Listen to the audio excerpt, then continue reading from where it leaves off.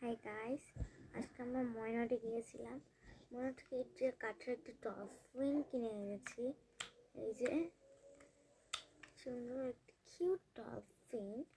আর একটা জিনিস কিনে আনছি, জানা একটা আনছি। এই যে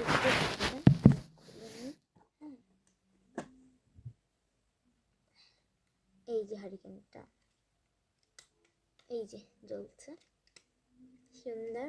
আর একটা গাড়ি আনছে ওই যে ডলফিনটার মতোই, কাঠের আর কি, ওটা এখন আনা যাবে না, ওখানে আছে।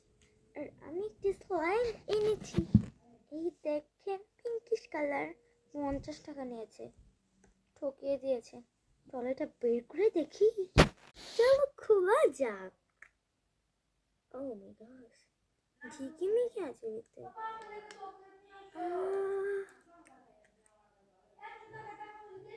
আজকের মতো টাটা।